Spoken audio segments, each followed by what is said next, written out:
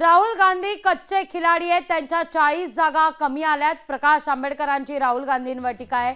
आमची मदत घेतली असती तर राहुल गांधी पंतप्रधान झाले असते असं सुद्धा ते म्हणतात।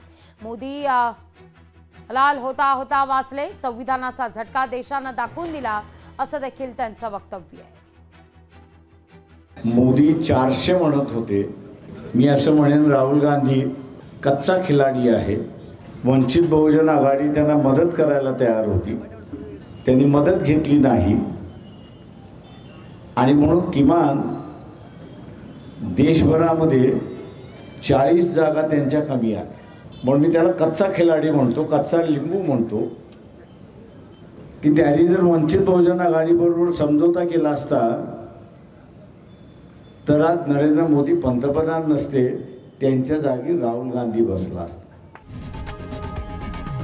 लोकशाही मराठी ऐका, पहा, जागरूक रहा।